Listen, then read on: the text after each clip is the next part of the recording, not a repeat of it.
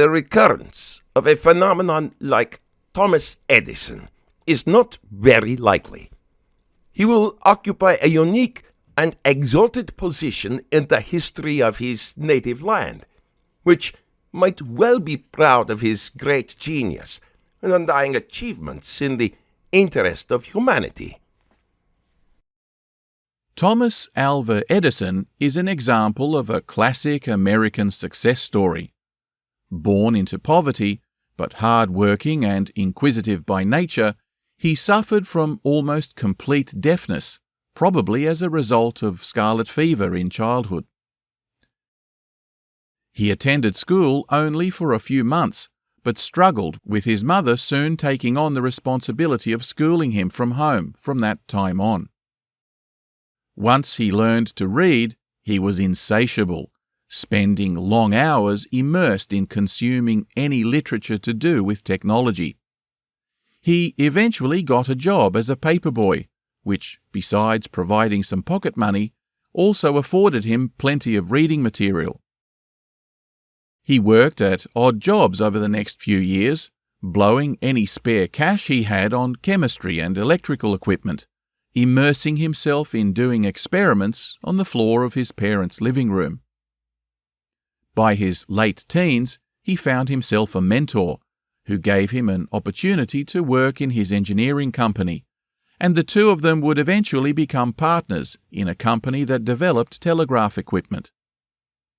By the age of 30, in 1876, sales of his telegraph equipment gave Edison his first real taste of success, and with his share of the profits, he set up an independent research laboratory, hired several assistants, and pursued a number of projects, including the development of an incandescent lamp, telephone, phonograph, mineral ore separator, electric lighting, among many others, eventually being credited with over 1,000 patents over his long career, though most of his discoveries, it should be said, were made by his many employees, who were pushed hard to produce results for their boss. Edison was an entrepreneur with a passion for technology, who quickly realized that dozens of heads were better than one, and for every 10 projects that flopped, one success would inevitably make up for it. His philosophy can be summed up in a quote with regards to his light bulb research. I have not failed 10,000 times. I have not failed once. I have succeeded in proving that those 10,000 ways will not work. Ironically, despite what most people think, Edison did not invent the incandescent light bulb. A long list of other scientists had already done so successfully, including Volta all the way back in 1800. But most of these bulbs either burnt out too quickly or required too much electricity to be commercially viable. One of Edison's great talents was to take a solid idea that was 80% complete, work like mad to develop a commercially viable improvement, and then aggressively market the product so much that his own name naturally stuck to it. In this description, he was famously shameless. Another of his well-known sayings was that, "Everybody steals in commerce and industry. I've stolen a lot myself, but I know how to steal." This was in reference to a job he was doing for Western Union, while he was, at the same time, selling a competitive invention derived from this work to their opposition. To say that Edison was relentless would be a massive understatement, but this dogged determination also had its downside. Once he hit upon a result, he would cling to it for dear life, no matter the cost.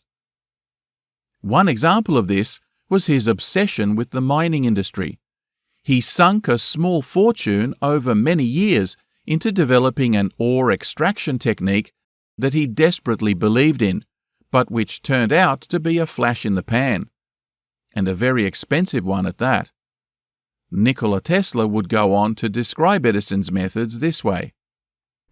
If Edison had a needle to find in a haystack, He would not stop to reason where it was most likely to be, but would proceed at once with the feverish diligence of a bee to examine straw after straw until he found the object of his search. Just a little theory and calculation would have saved him 90% of his labor. Similarly, having poured blood and treasure into his lighting and electrical system, he was reluctant to adopt more efficient technology and would even resort to sabotage to prevent losing market share. The day that Nikola Tesla walked into Thomas Edison's office was not a good one for the graying entrepreneur. The Vanderbilts, one of America's richest families, were enthusiastic early adopters of Edison's electric power grid and had a private generator installed in their own basement. They even gave a magnificent ball showcasing Edison's fancy new home lighting system and were influential in its further adoption by other well-to-do families in the city. But just the other day, some wires in a wall short-circuited, causing a substantial fire that risked burning the entire mansion to the ground. The flames were eventually put out, but Mrs. Vanderbilt was furious and demanded Edison remove the entire contraption at once. The press were going to have a field day. To make matters worse, he just received a phone call from a shipping magnate, demanding to know when to expect a repair crew for its broken-down ship's dynamos. His ocean liner, the SS Oregon, was laid up without power, and time, as they say, is money. No sooner had he hung up the phone than a messenger burst into the office to report that the junction box on the corner of Ann and Nassau Streets was sparking. A horse had been shocked and people were running around in panic. Edison sunk back in his chair. When he looked up, there was a tall, dark-haired man in smart dress standing quietly at the door. Tesla approached the bedraggled entrepreneur, introduced himself, and politely handed him the letter. The entrepreneur read it, unimpressed, but then looked up again and dryly asked if he could fix a ship's lighting plant. Tesla nodded. He was quickly dispatched with some material and spent all night working to repair the damaged generators. By dawn, he was making his way back to the office, just as Edison himself was leaving the building with his assistants. Like Tesla, Edison was himself a workaholic and demanded no less from his own workers. So seeing the young engineer approach, having pulled an all-nighter, instantly made the right impression. The job was done, and the ship was leaving this very morning. Damn good man, he said as he walked away, leaving Tesla to figure out where he was supposed to find a place to sleep.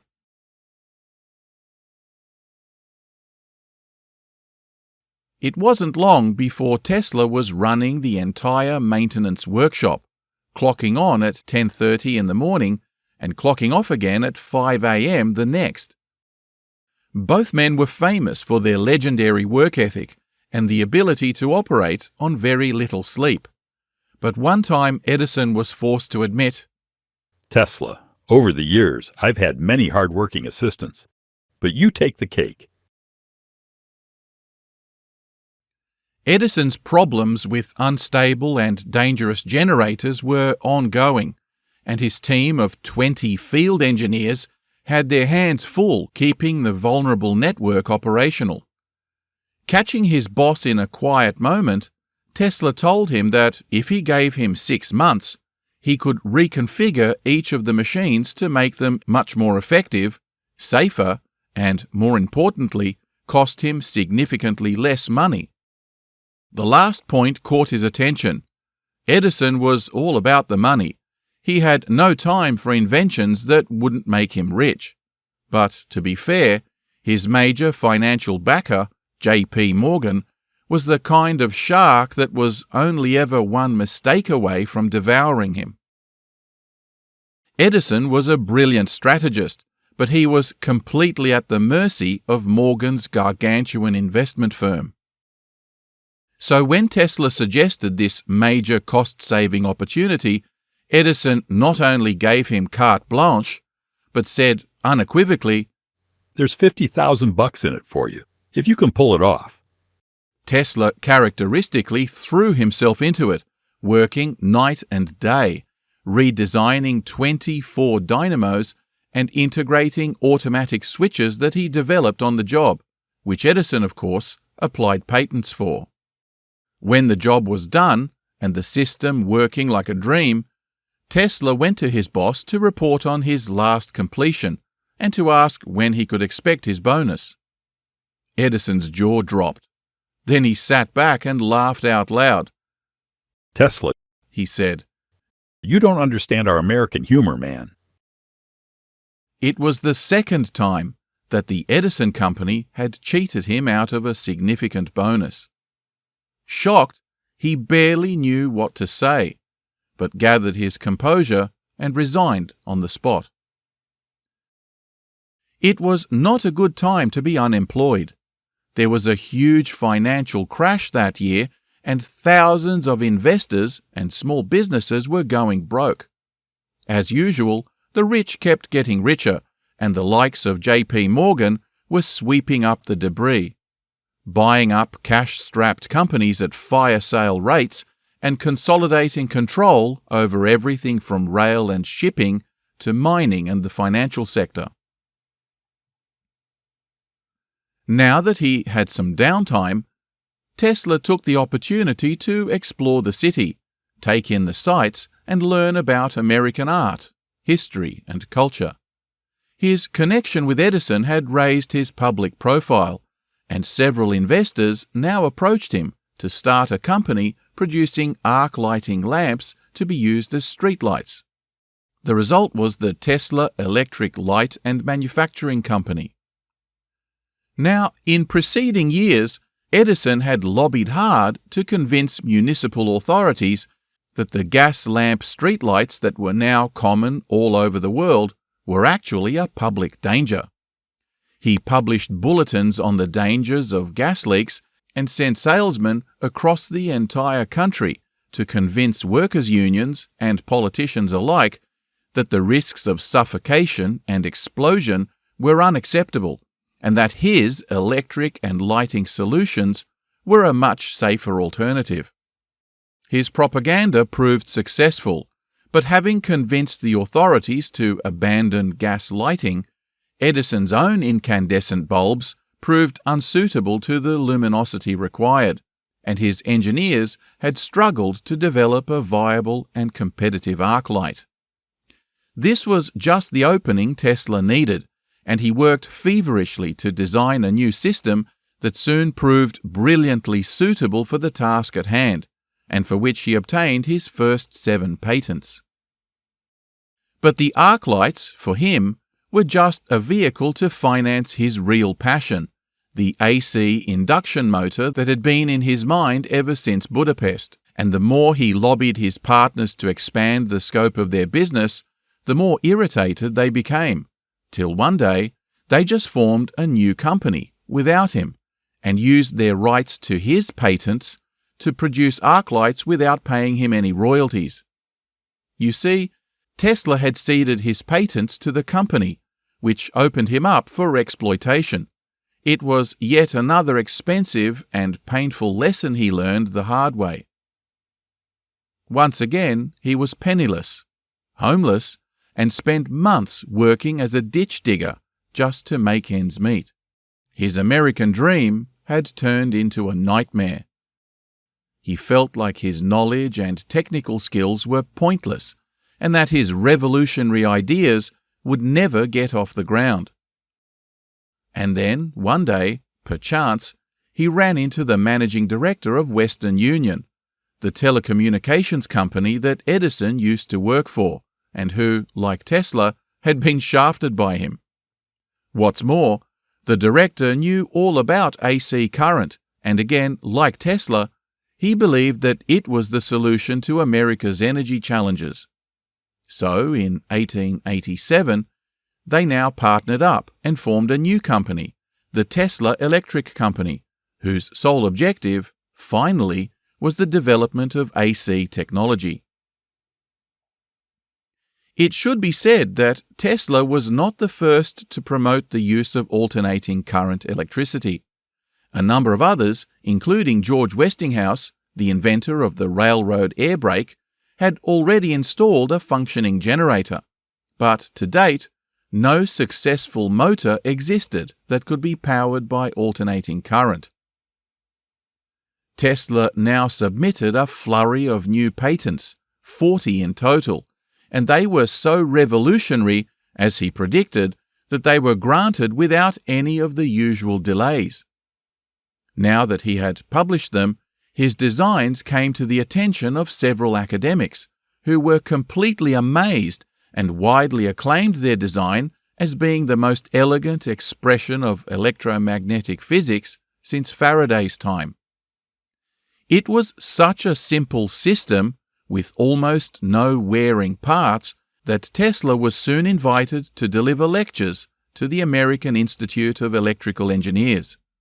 Finally, almost overnight, everybody began to sense that this was the dawn of a new technological era.